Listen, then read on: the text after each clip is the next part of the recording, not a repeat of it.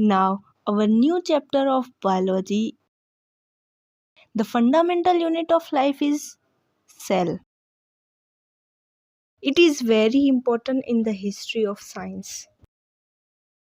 Cell was found by Robert Hooke. Cell जो है वो एक लैटिन वर्ड है जिसे हम बोलते हैं लिटिल रूम. तो living organism are made up of cell.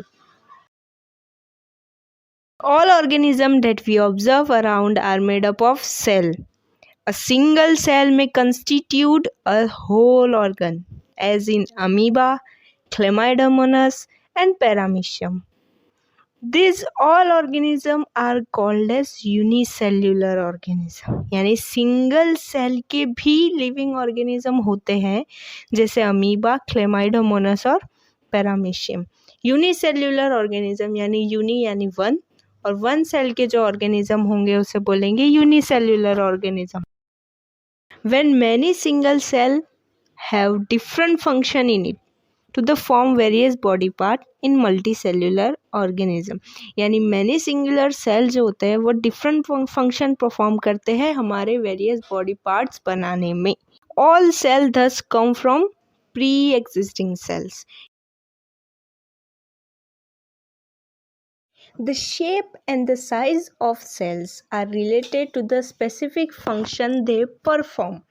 यानी कि जो सेल का शेप और साइज होती है वो किसके बेस पे बना होता है, उस बेस पे जिस बेस पे वो फंक्शन परफॉर्म कर रहे हैं. Some cells like amoeba have changing shape. Amoeba जो होता है ना वो अपना शेप चेंज करता है. But some is fixed in shape. For example, no cell have a typical shape. Amoeba जो होता है वो अपना शेप चेंज कर सकता है पर कुछ सेल्स ऐसे भी होते हैं जो अपने शेप चेंज नहीं कर सकते. जैसे कि हमारे नर्व सेल जो होते हैं जो ब्रेन में जाते हैं उनका एक टिपिकल शेप होता है. Each kind of cell organelle perform a special function. This means that different parts of the human body perform different function. यानी जो हर एक सेल का फंक्शन अलग अलग है जिस तरह हर ह्यूमन बॉडी के ऑर्गन का फंक्शन अलग अलग है. 3 features in almost every cell and it is very important features, that is plasma membrane, nucleus and cytoplasm. We learn it one by one. Let's start from plasma membrane. This is the outermost covering of the cell that separates the content of the cell from its external environment. यानी जो plasma membrane है वो क्या है, एक cell की covering है जो सेपरेट करती है सेल के पार्ट से किसको, एक्सटर्नल एनवायरनमेंट को. और plasma membrane allow the entry and exit of some material of the cell. यानी कि प्लाज्मा मेम्ब्रेन ही है जो अलाउ करती है कि कौन सा मटेरियल सेल के अंदर आएगा, कौन सा मटेरियल सेल के बाहर जाएगा. It also prevent movement of some other material. और अगर कोई मटेरियल है अनवांटेड अननेसेसरी मटेरियल अगर सेल के अंदर आ रहा है तो प्लाज्मा मेम्ब्रेन ही है जो उसे अंदर आने से रोकेंगी. क्यों? क्योंकि वो आउटर कवरिंग है. इसलिए जो प्लाज्मा मेम्ब्रेन है उसे हम क्या बोल सकते हैं, सिलेक्टिवली परमिएबल मेम्ब्रेन. यानी वो किसी किसी को ही अंदर आने का अलाउ करती है. Diffusion means movement of substance from it higher concentration to its lower concentration. यानी सब्सटेंस का मूवमेंट उसके हायर कॉन्सेंट्रेशन से उसके lower concentration. Osmosis. The movement of water molecules through such a selectively permeable membrane is called osmosis. Osmosis भी same as diffusion है कि substance का move higher concentration से लोअर कॉन्सेंट्रेशन में होगा. बट यहाँ पर एक टर्म है सिलेक्टिवली परमिएबल मेम्ब्रेन. अगर वो मेम्ब्रेन अलाउ कर रही है तो ही वो मूव करेंगे सब्सटेंस, वरना नहीं करेंगे. तो इसे क्या बोलते हैं, ऑस्मोसिस.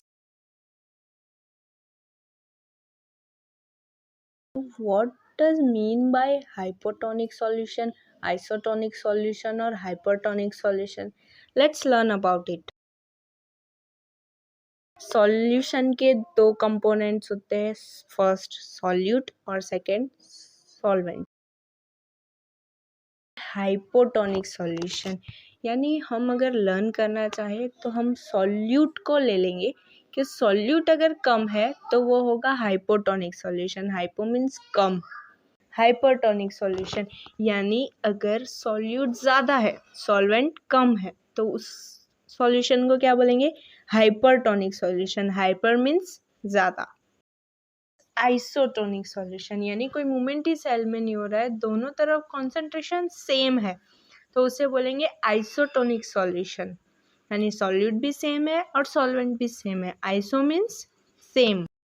प्लाज्मा मेम्ब्रेन किस चीज़ की बनी हुई होती है? लिक्विड्स की और प्रोटीन की. Cell wall. Cell wall is present in plant cell, bacteria, archaea, fungi and algae. Cell wall जो होती है ना वो और एक कवरिंग है सेल की, पर कहाँ होती है? प्लाज्मा मेम्ब्रेन के भी बाहर होती है. Plant cell wall is mainly composed of cellulose. Plants की जो सेल वॉल है वो किससे बनी होती है? Cellulose. Cellulose is a complex substance and provides structural strength to the plant. Cellulose एक कॉम्प्लेक्स सिंपल स्ट्रक्चर नहीं है, एक कॉम्प्लेक्स स्ट्रक्चर है जो क्या करता है? प्लांट को मजबूती देता है. जब living plant cell water lose करने लगे अपने सेल में से और सेल कैसा हो जाएगा? श्रिंक हो जाएगा. This phenomena is known as plasmolysis. इसे क्या बोलते हैं? Plasmolysis. Nucleus. The nucleus has a double layer covering called nuclear membrane. Nucleus जो होता है उसकी एक कवरिंग होती है डबल लेयर की, उसे बोलते हैं nuclear membrane. Nuclear membrane has pore which allow the transfer of material from inside the nucleus to outside. अब जैसे सेल मेम्ब्रेन में भी था वैसे ही न्यूक्लियर मेम्ब्रेन में भी क्या होते हैं? पोर्स होते हैं जो ट्रांसपोर्टेशन में मदद करते हैं. The nucleus contains chromosomes which are visible as a rod-shaped structure only when the cell is about to divide. Nucleus के अंदर क्या होता है? क्रोमोसोम होते हैं. क्रोमोसोम जो हमारा जेनेटिकल मटेरियल है, पर वो कब दिखेगा? जब सेल का डिवीज़न होता है, सेल डिवाइड होते हैं, तब हमें माइक्रोस्कोप में क्रोमोसोम देखने को मिलते हैं. Chromosome contain information for inheritance of character from parents to the next generation in the form of DNA molecule. Chromosome क्या करते हैं? जैसे मैंने कहा जेनेटिकल मटेरियल है तो वो इनहेरिटेंस यानी कैरेक्टर्स जो है पेरेंट्स के वो नेक्स्ट जनरेशन में हेल्प करते हैं as the form of DNA molecule. Chromosome are compose of DNA and protein. Chromosome किससे बने हैं? DNA से and protein. DNA molecule contain the information necessary for constructing cells. अब DNA क्या है? DNA एक ऐसा इंफॉर्मेशन सेंटर है जहाँ पर सारी नेसेसरीज इंफॉर्मेशन होती है सेल को बनाने में. Functional segments of DNA are called genes. यानी एक एक फंक्शनल अलग अलग टाइप के फंक्शनल के जो सेगमेंट्स होते हैं उसे क्या बोलते हैं? Gene. The nucleus play a central role in the process by which a single cell divide and form two new cells. Important role है सेल डिवीज़न में, यानी न्यूक्लियस ही है जो हेल्प करता है सेल को डिवाइड होने में. जिसके पास न्यूक्लियर मेम्ब्रेन नहीं है उसे बोलेंगे प्रोकैरियोटिक्स, और जिसके पास न्यूक्लियर मेम्ब्रेन है तो उसे बोलेंगे यूकैरियोटिक्स. जो मेम्ब्रेन बाउंड सेल ऑर्गेनाइज है वो यूकैरियोटिक में तो है पर प्रोकैरियोटिक में नहीं है. Cytoplasm, a large region of its cell enclosed by the cell membrane. यानी सेल मेम्ब्रेन के अंदर जितना भी वाटरी मटेरियल है उसे बोलेंगे cytoplasm. It is the fluid contained inside the plasma membrane. वो क्या है? फ्लूइड है. Virus like any membrane and not show any characteristic of living until they enter a living body. Virus जो है उसे हम जब तक वो बॉडी में एंटर नहीं हो जाता उसे लिविंग कंसिडर नहीं करेंगे क्योंकि उसके पास ना ही मेम्ब्रेन बाउंड स्ट्रक्चर है, कुछ भी नहीं है. अगर जब वो लिविंग बॉडी में एंटर करेगा तब वो उस सेल का शेप एज्यूम कर लेगा। Endoplasmic reticulum. The endoplasmic reticulum is a large network of membrane-bound tube. There are two types of endoplasmic reticulum. First is RER and second is SER. RER means rough endoplasmic reticulum and SER means smooth. RER rough है तो rough वो इसलिए है कि उसके ऊपर ribosomes है और स्मूथ इसलिए है कि उसके ऊपर राइबोसोम्स अटैच नहीं है। Ribosomes are the site of protein manufacture. अब राइबोसोम क्या है, तो राइबोसोम जो है वो प्रोटीन बनाते हैं। Smooth endoplasmic reticulum help in the manufacture of fat molecules और lipid important for the cell. Rough endoplasmic reticulum है, उसमें राइबोसोम्स है तो राइबोसोम प्रोटीन बनाएंगे। तो स्मूथ एंडोप्लाज्मिक रेटिकुलम क्या बनाएगा, वो बनाएंगे फैट्स और लिपिड्स। एंडोप्लाज्मिक रेटिकुलम क्या है, एक फंक्शन है किस चीज़ के लिए, transport of material. Now Golgi apparatus. Golgi apparatus first discovered by Camillo Golgi. Membrane-bound vesicles arrange approximately parallel to each other. Membrane-bound vesicles parallelly arrange है एक दूसरे के, तो उसे क्या बोलेंगे, cisternae. This connect with ER. ये किससे कनेक्ट होते हैं, ER से। Functions of Golgi is to packaging material of endoplasmic reticulum. इसका फंक्शन क्या है, ये एक पैकेजिंग का काम करता है। Now lysosomes. Lysosomes are membrane bound sac. ये भी एक membrane bound sac है। Lysosomes are a kind of waste disposal system of the cell. ये क्या करती है, जितना भी वेस्ट होता है सेल में से उसको निकालने में हेल्प करते हैं। Lysosomes able to dispose because they contain powerful digestive enzyme capable breaking down all organic material. Lysosomes के पास क्या होता है, लाइसोसोम्स के पास डाइजेस्टिव एंजाइम होते हैं जो डिस्पोज करती है मटेरियल को। When the cell get damage lysosome may burst the cell, यानी जब भी सेल डैमेज हो जाए तो लाइसोसोम्स क्या करती है, उसे ब्रस्ट कर देती है। Therefore lysosomes are known as suicidal bag of the cell. इसलिए लाइसोसोम्स को क्या बोलते हैं, सुसाइडल बैग बोलते हैं। Mitochondria. Mitochondria are known as the powerhouse of the cell. Mitochondria क्या है, पावर हाउस है सेल का। क्यों, because the energy required for various chemical activities need for the life is released by mitochondria in the form of ATP. यानी जितनी भी energy cell को required है वो कौन बनाता है, mitochondria in the form of ATP. ATP means adenosine triphosphate. ATP is known as the energy currency of the cell. ATP क्या है, जैसे हमारी करेंसी होती है वैसी ही एनर्जी करेंसी है सेल की। Mitochondria have their own DNA and ribosomes. Mitochondria के पास अपना खुद का DNA भी होता है और राइबोसोम्स भी होते हैं। Therefore mitochondria are able to make some of their own protein. उसके पास राइबोसोम्स है तो वो अपना खुद का प्रोटीन बनाता है। Mitochondria have two membrane covering. Mitochondria में दो मेम्ब्रेन की कवरिंग होती है। Plastids. Plastids are present only in plant cell.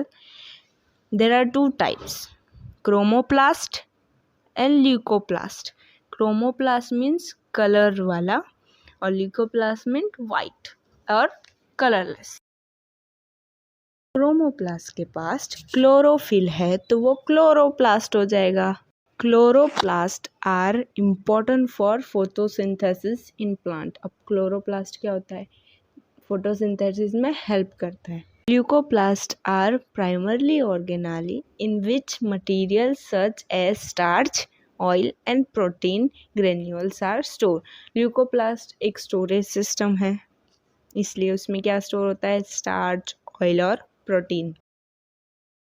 Vacuoles क्या है? एक स्टोरेज सैक है, यानी एक स्टोर हाउस है। Vacuoles are small size in animal but very large size in plant. Vacuole animal में छोटे छोटे होते हैं पर प्लांट में एक बड़ा वैक्यूल होता है। क्यों? क्योंकि फोटोसिंथेसिस के लिए जो सब्सटेंस स्टोर करना होता है वो वैक्यूल्स में होता है। अब रात में तो प्लांट फोटोसिंथेसिस तो नहीं कर सकते, इसलिए वैक्यूल्स में से वो मटेरियल यूज़ करके अपना फूड बनाते हैं। In plant cell, vacuoles are full of cell sap and provide turgidity and rigidity to the cell. Vacuoles और हेल्प करता है, क्या करता है? प्लांट में वो टर्जिड होता है यानी पूरा फुला हुआ होता है, तो वो क्या करता है? प्लांट को स्ट्रेंथ प्रोवाइड करता है। In single cell organism like amoeba, the food is stored in vacuoles. अब अमीबा में क्या होता है? इसमें तो सिर्फ मटेरियल स्टोर रहता है, बट अमीबा में पूरा फूड जो होता है वो वैक्यूल्स में स्टोर होता है। ये जितने भी ऑर्गन की बात की हमने सेल के, वो क्या करते हैं? रेस्पायरेशन करवाते हैं, न्यूट्रिशन प्रोवाइड करते हैं, वेस्ट को क्लियर करते हैं और न्यू प्रोटीन बनाते हैं सेल का। Cell division, the process by which new cells are made is called cell division. यानी ऐसी प्रोसेस जिससे नए सेल्स बनते हैं उसे बोलते हैं cell division. There are two main type of cell division. First, mitosis and second, meiosis. Mitosis उन सेल में होता है जो बॉडी के ग्रोथ के लिए होते हैं, जैसे सोमेटिक सेल्स, और मियोसिस रिप्रोडक्टिव सेल्स में होते हैं, यानी जर्म सेल्स में। माइटोसिस सेल डिवीजन में क्रोमोसोम नंबर इक्वल रहते हैं और मियोसिस के सेल डिवीजन में क्रोमोसोम नंबर हाफ हो जाते हैं। माइटोसिस के सेल डिवीजन में 2 न्यू सेल बनते हैं और मियोसिस के सेल डिवीजन में 4 न्यू सेल्स बनते हैं।